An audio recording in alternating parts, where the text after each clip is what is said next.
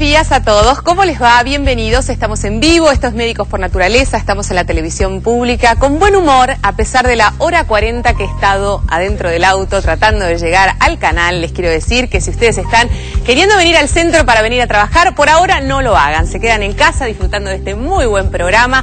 Hoy estaremos hablando de la bendita menstruación. Digo bendita porque nosotras las mujeres, obviamente, esto nos permite ser mamás, con lo cual adoramos esta instancia.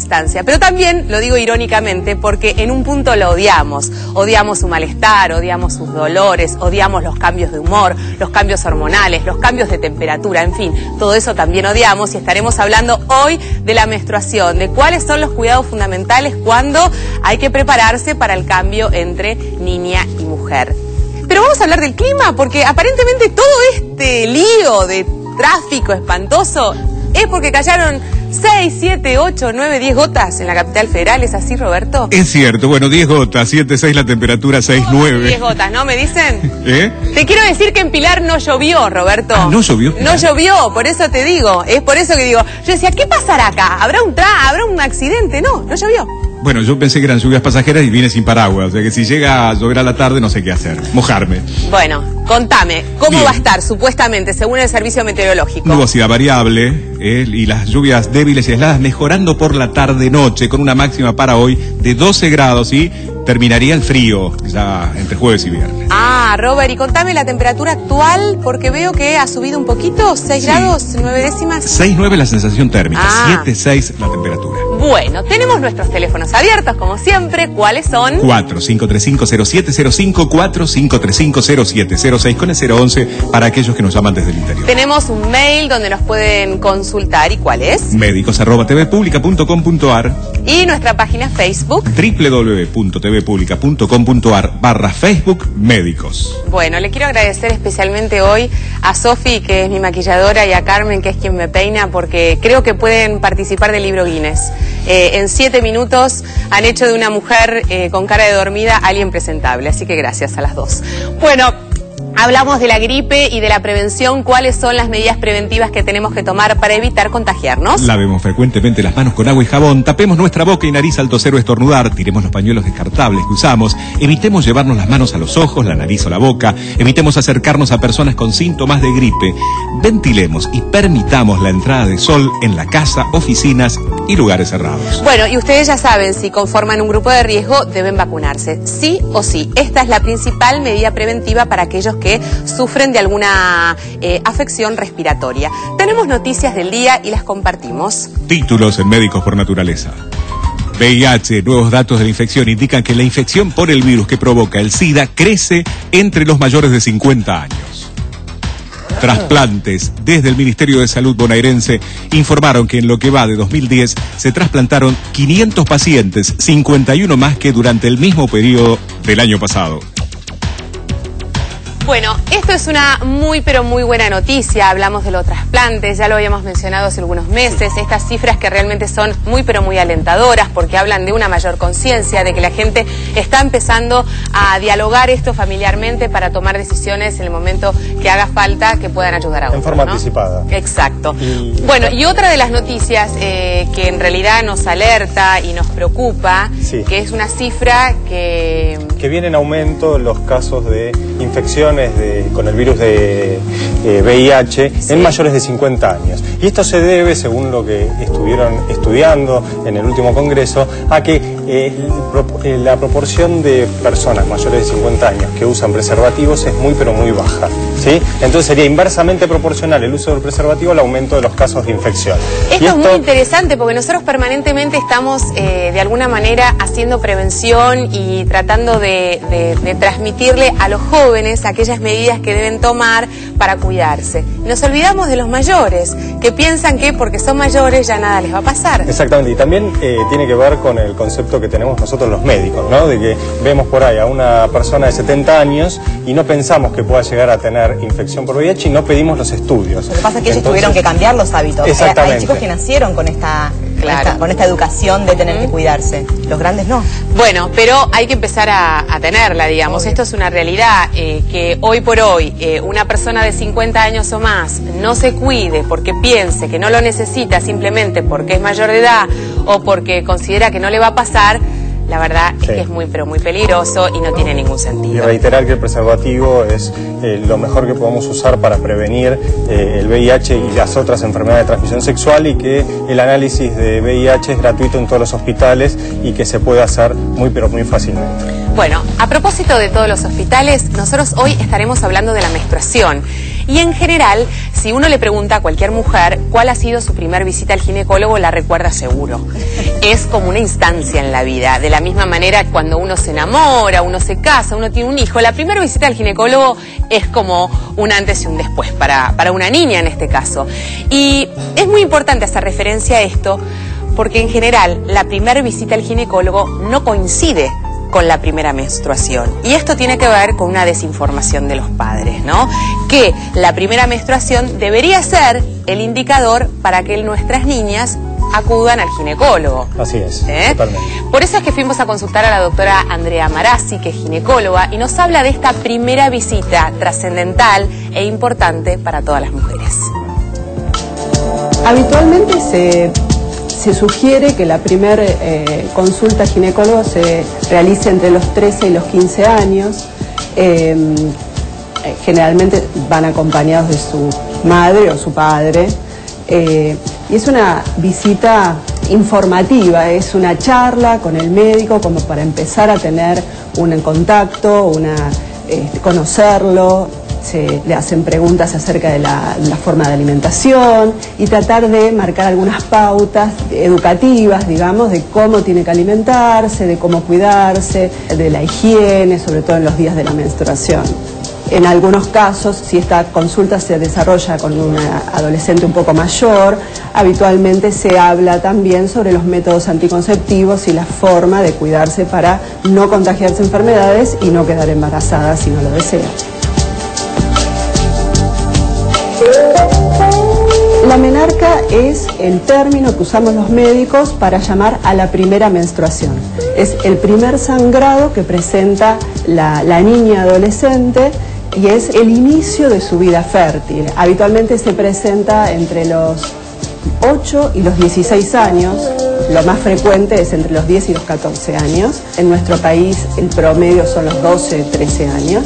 Se manifiesta con un sangrado, a veces con algún dolor abdominal que es leve, alguna molestia tipo hinchazón abdominal y en algunas chicas algún tipo de irritabilidad emocional que pasa rápidamente después del segundo día de la menstruación. Habitualmente los pediatras le van avisando a las madres que la nena puede llegar a tener su primera menstruación próximamente, puesto que hay algunos otros marcadores como el desarrollo del botón mamario, la aparición del vello axilar y del vello pubiano, y esto marca con una cierta cantidad de tiempo previo que próximamente va a aparecer la primera menstruación, como para dar esta posibilidad de conversar en la casa, informar a la niña, como para que no se asuste, que conozca, que sepa qué hacer y cómo higienizarse y cómo cuidarse en esos días, ¿no? No tengan temor de concurrir al ginecólogo. Muchas veces nos tienen miedo a nosotros como a los dentistas, digamos, y en realidad lo habitual en las primeras consultas ginecológicas no es que uno vaya a hacer ningún tipo de examen físico ni ninguna cosa que sea invasiva o dolorosa, sino que más que nada es una conversación informativa, con confianza, como para que ellas empiecen a acostumbrarse a esta rutina que nos va a acompañar a lo largo de toda nuestra vida, que es nuestros controles anuales ginecológicos, ¿no? Bueno, es muy importante lo que decía la doctora Marazzi, y si nosotros tomáramos conciencia como padres de que es muy importante llevar a nuestras niñas al ginecólogo a partir de la menarca, a partir de la primera menstruación, generaría un vínculo de mucho más confianza a la hora de tener que consultar con el ginecólogo, por ejemplo, sobre las primeras relaciones sexuales, sobre los métodos anticonceptivos, porque en general es al revés. La chica asiste al ginecólogo cuando empieza a pensar en tener relaciones sexuales y no lo hace antes, de manera tal de que ese primer impacto de enfrentarse con una ginecóloga, con un ginecólogo, es mucho más conflictivo, cuando debiera ser una cosa absolutamente normal. Se generan muchos temores que no deberían existir, porque en realidad se va a charlar y a conversar sobre la salud general de la mujer, que también implica la parte sexual y ginecológica puntualmente, pero debería ir a conversar sobre los miedos, las fantasías. Hay muchas cosas que aparecen en la cabeza de una mujer cuando sabe que va a ser invadida por un examen de estas características, y no es así. Y lo que aparece y no podemos controlar son todos los cambios corporales que nos acompañan y que en general generan mucha incomodidad. Pasamos de ser tablitas a señoritas que tienen pechos, que tienen caderas, vellos que no reconocemos, que tenemos caderas, que tenemos cambios de humor, en fin, toda una cantidad de cambios que la verdad sería buenísimo uno poder anticiparse a esta situación, ¿no? Lo importante es que no se dan todos juntos. Claro. Como bien decía la doctora Marazzi, nosotros los pediatras vamos siguiendo, vamos viendo el inicio de estos cambios y vamos tratando de orientar en lo que más se pueda. Ahora, estos cambios se deben a las hormonas, básicamente a las hormonas, principalmente las hormonas femeninas, que son la progesterona y los estrógenos, que son las responsables de dar estas características típicas femeninas, ¿sí? El aumento y el crecimiento de los pechos, el agrandeamiento y ensanchamiento de las caderas, la aparición del vello púbico, que son todas cosas normales que no siempre, como decía antes, se dan todas juntas. Entonces, es muy importante el ir viéndolas. Y como bien decía Valeria, tal vez el hacer una consulta precoz con el ginecólogo, cuando esté ya por venir la primera menstruación, va a despejar todas estas dudas y a poder establecer un buen vínculo y una buena relación de confianza, para que no sea la presión de tengo que elegir un método anticonceptivo y tengo que consultar sí o sí al ginecólogo. Doctor Díaz, hay algo, me parece, ¿no? No sé, esto no sé si es una percepción. ¿Habría que cambiar el pediatra por otro médico en esa instancia?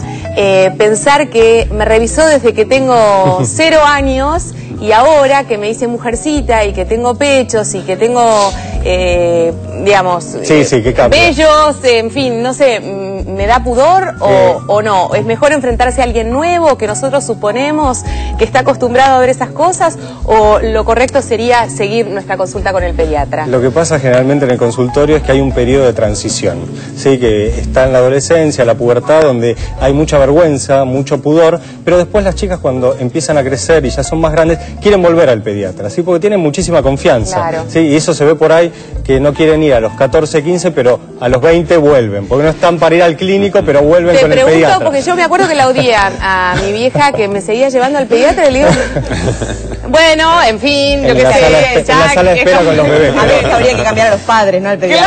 Claro, no sé, era raro. Los papás raro. Que no se acostumbran a que esta niña pasó a ser una mujer y de repente tienen esos comentarios como, ay, mira, usa corpiña. No es un comentario oportuno. No. Muchas veces, como ya está establecida la relación de confianza con el pediatra, por ahí pueden venir ellos solos. Y eso está bueno también, más allá de que vayan después a la ginecóloga, para despejar estas dudas. Así que es muy importante. Y recordar que la primera menstruación en general viene entre los 11 y los 13, que puede venir a los 9, y que acá está esta disociación terrible entre esta maduración física y la maduración psicológica, que no está. Entonces es muy importante hablar cuanto antes de lo que es el tema de la educación sexual, ¿no? Y la maduración psicológica no está. Bueno, hagamos referencia a eso, que también es muy importante. Sí, que en este acceso a la feminidad, que es este pasaje de niña a mujer, realmente se dan un montón de procesos en los que hay que ir adaptándose. La niña puber necesita a veces muchísimos años para ir madurando la identidad de mujer, y muchas veces hay una incitación muy fuerte y un apurar a la niña que está recién desarrollándose a que de repente se convierta en una adolescente que ya entienda todo, y en realidad se visten de una manera, se portan de una manera en donde realmente no están tan bien informadas y no comprenden tanto, y los padres se ven algo desorientados porque la nena se hizo señorita es desde hace 50 años hasta ahora. A todos los papás les impacta de la misma manera, porque aparecen un montón de fantasmas y porque se reavivan las propias conflictivas de la vida de uno. Te hago un paréntesis, Sí. no solamente a los padres, sino a las compañeras. Yo me acuerdo haber sido muy, pero muy mala con aquellas compañeras que de verdad, que de golpe a los 9 años tenían como unos tremendos pechos, Claro. y nosotros mirábamos, parecíamos palo de escoba, y casi que era como ir al zoológico, mirá qué increíble lo que le está Y pasando. además- raro. Y esto no quiere decir que yo sea particularmente mala, digo, en general, Está aclarando por las dudas. Claro, es que oscurece, ¿no? No. a todas le pasa un poco lo mismo. Cuando no sos vos la primera en que te desarrollás, lo mirás como con extrañez y por ahí Obvio. podés herir mucho los sentimientos de aquella niña que efectivamente no está pudiendo canalizar. Es que ella todos también esos se mira a cambios. sí misma de esa manera. Exacto. O sea, cuando ella se para frente al espejo, también se ve como vos la mirabas de afuera a sí misma. Dice, ¿y esto qué pasó? ¿Quién Claro. soy? ¿Y qué me está pasando? Y también se asustan y también ven que las demandas y los comentarios de afuera han cambiado y ella se sigue sintiendo la misma nena que por ahí quiere seguir mirando las mismas películas. Y son fuentes de consulta, porque las amigas le dicen, bueno, explícame qué pasa, Tal y cual. bueno, no tienen toda la información. Tuyo, claro. Siempre, siempre la información ayuda, porque uno puede saber qué es lo que se viene, puede saber a qué es lo que se debe atener y fundamentalmente puede elaborar con anticipación con quién lo quiere compartir, que esto también es muy importante. En la primera menstruación, ¿a quién se lo digo? ¿Se lo digo a mamá? ¿Se lo digo a mi papá? ¿Se lo digo a una amiga? ¿Se lo digo a una hermana? ¿Se lo digo a mi pediatra? ¿Se lo digo al ginecólogo? En fin. Todas estas cosas nos permiten hacer una elaboración en la medida que contamos con la información adecuada. Obvio, y buscar un facilitador de acceso a la feminidad, no importa quién sea, pero hay servicios en donde las nenas pueden ir solas, sin los papás, a consultar lo que quieran, y esto está buenísimo. Bueno, esta es la primera etapa. Después aparece la segunda etapa donde nos agarra la avivada. No podemos hacer gimnasia en el colegio y en la escuela porque estamos con la menstruación, la cantidad de notas que habré entregado. Ahí sí en van fin. al pediatra para Claro. pedir el certificado. Entonces, a propósito de eso, estaremos hablando en un ratito nada más con el licenciado Resnikov, que hace mucho que no nos visitaba aquí en el piso, sobre placer. si existe una prohibición o no a la hora de tener o no tener la menstruación acerca de la actividad física. Aclararemos eso en un ratito nada más. Y estaremos obviamente con el doctor Roberto Gianni, que es ginecólogo, obstetra, y estaremos hablando de los fibromas, de los miomas, de los dolores menstruales, los dolores de ovarios. ¿Duelen? ¿Es normal que duelan? ¿Nos tenemos que acostumbrar al dolor? ¿A qué tenemos que estar atentos? Hablaremos también de tratamientos. No te vayas, estamos en vivo. ¿A qué teléfonos nos pueden llamar? Al 4535-0705 o al 4535-0706 con el 011 para los que llaman desde el interior. Bueno, no se vayan, ya venimos. ¿Sabías que la menstruación constituye una etapa fundamental de la pubertad en las niñas y es uno de los muchos indicios físicos que señalan que una niña se está convirtiendo en mujer? Y al igual que muchos de los otros cambios asociados con la pubertad, es posible que la menstruación genere confusión en las niñas y en los varones. Algunas niñas anhelan tener su primera menstruación, mientras que a otras les genera temor o ansiedad. Endless fields of emptiness, dark and wounded heart, where is my love?